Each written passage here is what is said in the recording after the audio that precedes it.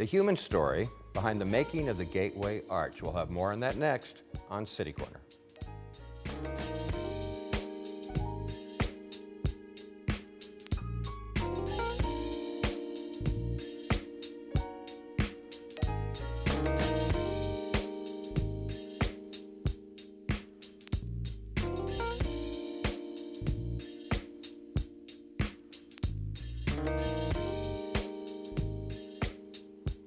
I'm Steve Potter. Welcome to City Corner.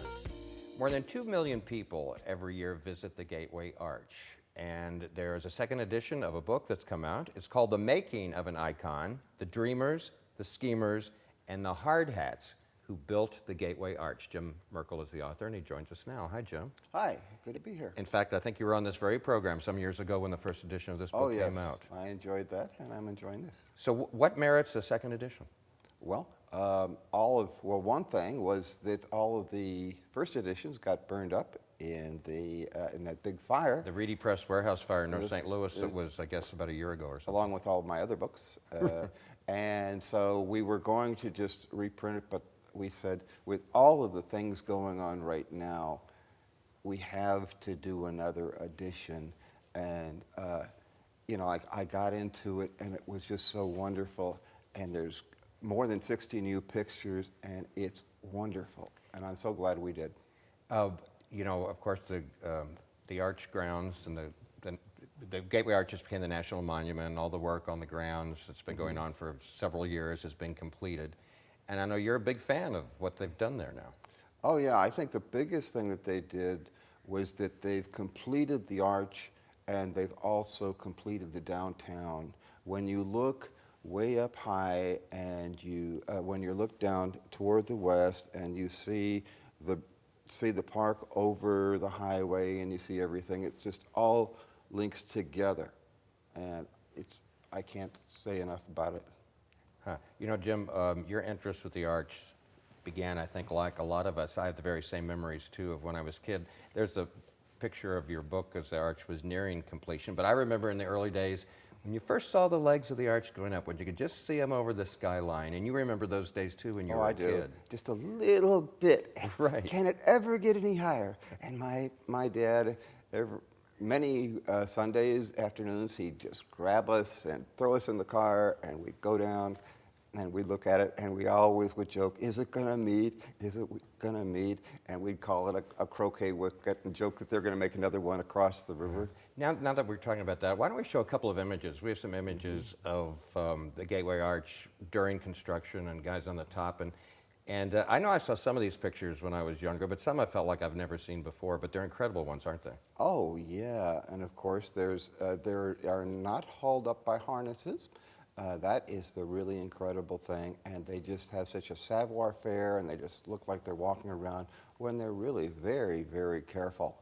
Oh, yeah. And they thought that 11 people would die.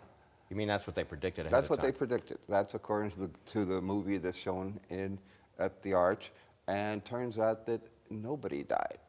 And that's really I thought there was one. I'm wrong about that then. There was a guy in 1980 who parachuted onto the arch, right, as his wife watched, and he just... Which was an illegal thing to do at the time, right? Yeah. So when did the picture we're looking at right now, I want to say 1969, is that the year that it was completed? 1965, October 28th, yeah, I didn't mean 65. 65, around 9:30 in the morning. I hope I'm not getting too much wrong. That's close enough. Yeah. Where did you find all these photographs? Are they all just public? Well, many of them are from the archives of the Gateway Arch National Park. The color ones, which are wonderful, are from Getty Images, and I haven't seen them before, and they have a grit about them that I haven't seen in other pictures, and that for himself is worth the price. Well, Jim, I want to ask you about the title of your book, The Making of an Icon. Well, obviously the arch is an icon. Right. I won't argue that with you. But I love the little subtitle you have, The Dreamers, the Schemers, and the Hard Hats Who Built the Gateway Arch. Okay, I understand how the hard hats fit in. And I understand how the dreamers fit in, because those would be the people with the vision to turn this into something. But who are the schemers? Oh, this would be Mayor Bernard Dickman. He was in the 30s. He was a New Deal Democrat in the finest tradition. He was elected in 33, and he was going to do great things no matter what the laws said. And they had a bond issue for basically the federal government. They wanted $30 million, which was a ton of money. To put some sort of monument there? To put something. They didn't know. Something. Just basically to keep thousands of people working. And the federal government said, oh, yeah, but you've got to come up with a fourth. So they had a bond issue election for $7.5 million. And he said, I am not going to allow any slackers in my army. I want to know the names of any city employee who hasn't worked for this. And so it won, and a year later, the Post-Dispatch had this huge screaming headline saying about how there was massive election fraud in 15 of 28 wards, and enough that was the difference. And it's quite possible that without this this exercise in good government, there wouldn't have been any Gateway Arch. And also, the federal government, the Attorney General said they couldn't, right after the bond issue, the Attorney General said they couldn't legally give the other part of the money because Congress had to do that. And then he said, according to the Globe Democrat much later, he said that if he didn't get that money, he would campaign against President Roosevelt in 1936, and he would make sure that he lost in Missouri if he had to campaign himself. So, and then all of a sudden they came up with a different amount of money from the Historic Sites Act of 1935, which said partially that they will save historic buildings, and they didn't do that. Huh. Well, all the stuff you talk about in your book about the history and the schemers and all that, was all this sort of like, was this public knowledge at the time, or did the average person just think this beautiful park was going to be built, or was all this behind the scenes stuff public knowledge or not? I think it was. I think, like what I did, I think, is I put it all together. I got it out of the paper, out of the newspapers of the times. So it was certainly, it was available. And but people, I think what happened, if they would have built it in the 30s, it would have just been a bunch of statues and things you would have gone down to. Because someone else would have picked out the design and it wouldn't have been the arch. It would, well, obviously, but Right. afterwards they had a competition and they were open to modern things. And this incredible design of first 590-foot tall arch and then 630. So it was a good thing. It delayed, and it's a beautiful story. It's a You know, your wonderful book really begins, and you don't spend a lot of time on it, but back in the early days when St. Louis was just a little community, a little fort. Yeah, and basically it was because St. Louis, the arch was built, the arch grounds are on the grounds of the original village of St. Louis, and it was just full of activity. And then along came the Eads Bridge, and then it just dried up and it became a blighted area. And back then they didn't say, well, let's save it. They said, let's clear it. Why did the Eads Bridge influence what was happening on the waterfront? Because the Eads Bridge was it made the city a rail town instead of a river town. And at that point,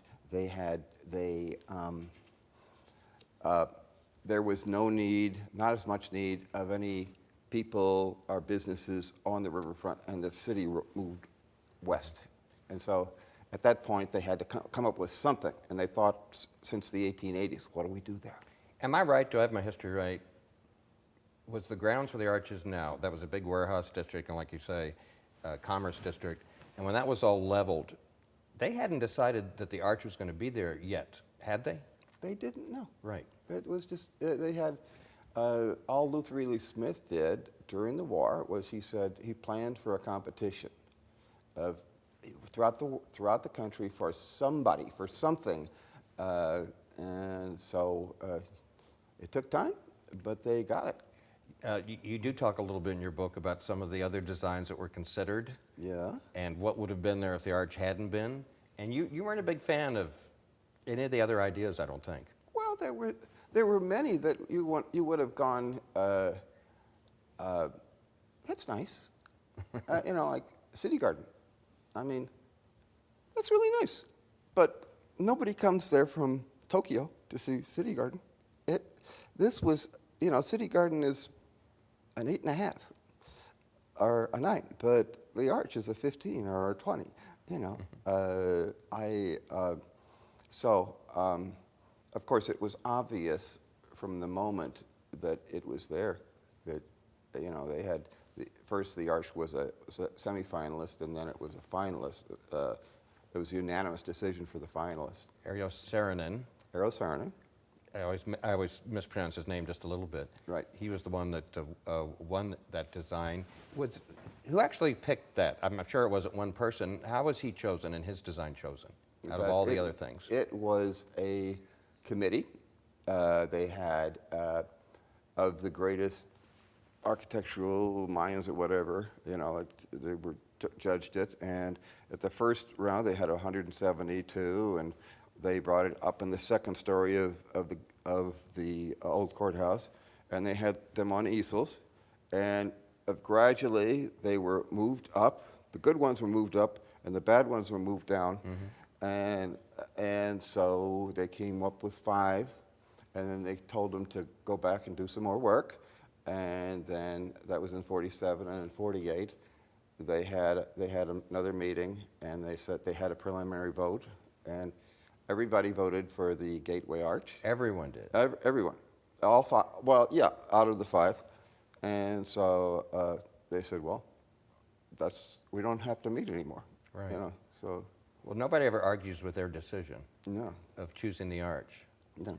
But there's still people mad about leveling the old warehouse district, aren't there? Oh, yeah. I mean, that was back then, people didn't think that way. And I think that way, and I think... You mean about preserving old buildings? Yeah, I mean, it would have been outrageous if it hadn't have been for this. And of course, Eero Saarinen, all he was dealing was a 37-block vacant parking lot. And so what do we do with this vacant parking lot? He came after this. Right. So was it a rotten thing? Yeah. But it worked out. It worked out. We're talking with Jim Merkel. The Making of an Icon is his book, readypress.com, or go to jimmerkelthewriter.com. That's Jim's personal site. And we're going to take a little break. We'll be back with more of City Corner and Jim Merkel right after this.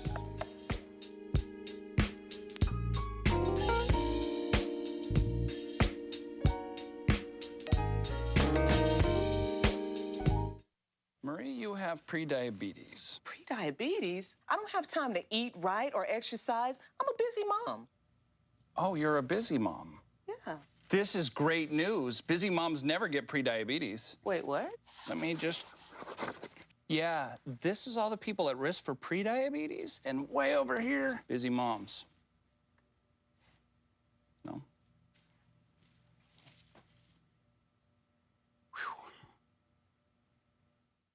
Well, Thomas, you've got pre-diabetes. But with more exercise and a change in diet, it can be reversed. I've tried exercising. It just makes me hungry for bacon. I love bacon, too. And who really likes to exercise? Not me. Me neither. Nobody. So we're good? What? Oh, you still have pre-diabetes. Big time.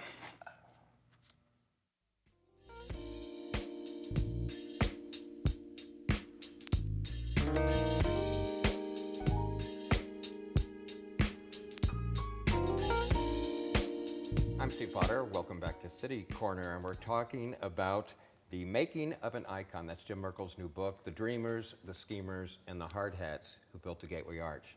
And Jim, we're going to look at a couple images of just the arch under construction. Right. While we do that, didn't it take like 14 years just to design the arch? Well, that's about right. From the time Eero Saarinen started on the project in 47 until his tragic death because of a brain tumor in 61, so we never saw it. But he was constantly just working on it. Let's take a look at a few of the pictures, just random ones, about the construction of the arch. And had anything been done like that? I guess that's a view of the riverfront, of course. Right, that's in the new museum. But had any kind of construction like that ever been? When we see these pictures of these guys up on top of the arch, I was wondering what the precedent for that kind of work was done before that. Was there anything like this before? Not that I know of, and that, of course, is not the actual construction. That's people checking on the stains right there. Well, now that you brought that up. Okay, sure. That's something you address. Right. And they, maybe about 10 or 5 years ago, people started noticing these stains on the gateway arch, and they said, what is it? And some people thought it was really bad stuff, and so the people at the National Park Service, they said, well, it's probably just harmless, but we need to send somebody down. And so in 14, after my last book was put out, so that's a good reason for this. In 14, they sent somebody down, some people down, the same people who had worked on the Washington Monument after that earthquake in 11, and they checked, and they just went down on rappelling ropes, and they put tape in there, and just to see what it was. And you mean try to see what this thing on the arch was discoloring it was? Yeah, and they went on the inside, which is called the intrados. The outside is the extrados. That's your fun word for the day. And they discovered that, when it was all done, they discovered it was grime. It was just pollution. And just like if you look at a building downtown, built in that time, it looks, concrete building, it looks kind of dirty. Nothing harmful, but they decided, well, can we clean it? And can we clean it off? And they decided, well, we want to make sure that it's done evenly. We've got to, if we do it spotty, we've got to do it right, we've got to do it safely. There's, maybe we could just have a robot just around the arch, on 2 robots just going down. But the problem is you've got to be very careful, because the arch, the stainless steel is only stainless steel made like this. Like a pan in your kitchen. Like a pan in your, it's only 1/4 of an inch thick. So it's just like your on your floor. It's you just clean up your hardwood floor, and you do it two or three times, and there's no more floor. So they've got to be careful. Maybe they can only do that once. But they also came up with some very specialized products to clean it. And you've got something down well, there. I looked and I looked and I looked, and I had to really work hard to get an example of this. So I got this. The barkeeper's friend. Barkeeper's friend. to clean basically, it's because again, it's this. And they had some more specialized stuff, but basically that's what they used. That's what they suggested. But again, there's the question about should they, and it has to be done right. It can't be spotty.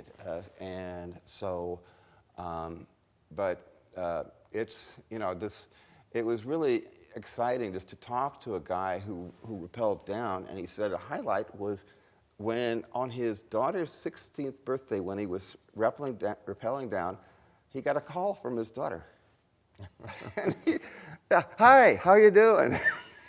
I'm just up on the arch. I'm just hanging around. So, but it was really, but maybe it'll just. How often do they have to do that? Clean it? Did they only clean it one time?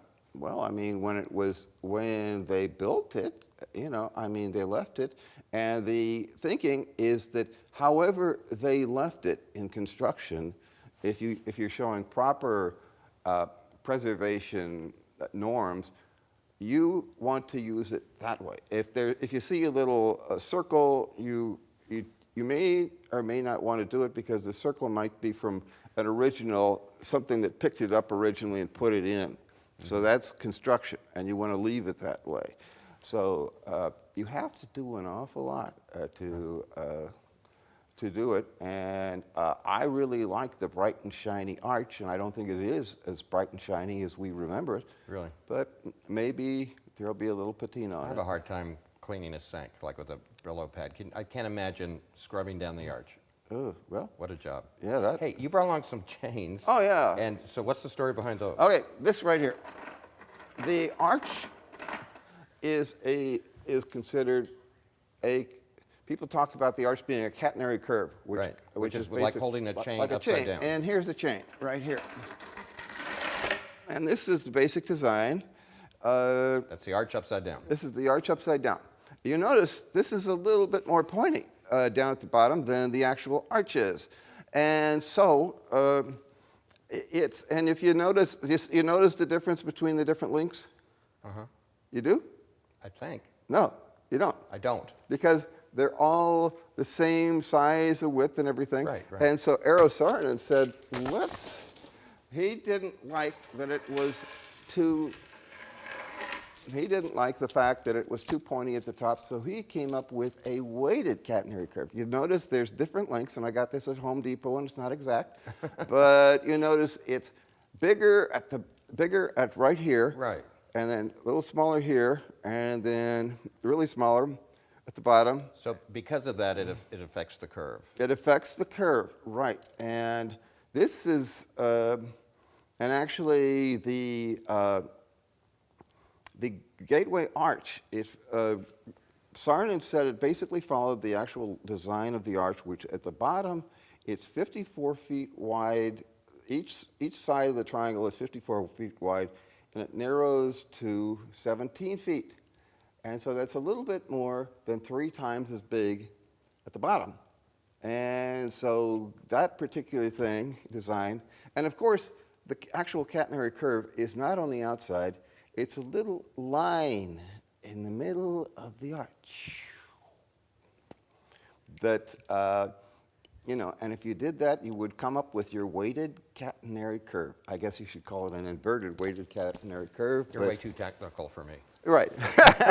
Yeah, but basically, I've worked with it for a long time, and it's an amazing thing. In your book, The Making of an Icon, was there anything scandalous in particular, something that surprised or shocked you when you were looking at the history of this structure? Anything? Well, the scandal was where they had the fraudulent election. Right. And I remember the moment when I looked at that headline for the first time and I thought, wow. And of course, where they pulled they forced the hand of the president just to make sure he gave him some money, and the way they used, the way they got all the land, all the buildings. But who cares about that now, right? Oh, that makes for good reading. It would be boring if it wasn't nice and clean. Like good government people built it. I want you to make a point, and often we take for granted things in our own backyard. Everyone knows that the arch is known around the world, but they may not realize just how iconic it is. And you make a point, like in 1,000 years, if people write about St. Louis, they're only going to write about one thing. Right, that's true. And we have a wonderful, I wish I didn't have to talk about all of these great, all of these superlatives. If you could have me back to talk about Ferguson, you know, I could really talk dirt, but you know, and they're right there. That's the one that they just put. They showed the chains hanging Yeah, down. I saw that. Uh-huh. There it is. There it is again, and that right there, that's sort of like is an example of it. And so so the question for everybody sitting at home is, why haven't you been there? You know. You mean that people haven't been there? When was the last time you were there? Well, I tell you what, I have not been on the grounds since it all just reopened. And to tell you the truth, the last time I was up in the arch, I think I had a sister visiting, and I want to say it might be 10 years. I feel horrible for saying that. Okay, well, you can be down there soon. That's the question I'm going to, right after here, I'm going to go talk to a Rotary Club, and I'm going to ask them that and I'm going to close with the thing about, so why haven't you been there lately? What do people tell you? You've done a lot of book signings and stuff, so I know you've talked to a lot of people. Do you meet a lot of people that live here and have never been to the Arch? Is that true? Well, I've met, no, I haven't. I just talked to somebody who has 4 kids, and I said, you ought to go down, and they said, well, we can't afford it because it would cost all this money to, you know, you ought to do something. You ought to go. You know, just give something else up, or because the view. Of course, the view is not from the top. What do you mean? It's a piece of sculpture, and the real view is from the ground. And I hadn't thought of it that just way. looking at it. I mean, I love to go up to the top and look, but that's you're just. You know, any skyscraper can have that view. Right. Now, you were there for the recent reopening, right? Actually, I wasn't. Oh, you weren't, but you were. I think you had a book signing there soon afterwards. I have a book signing coming up on the 15th.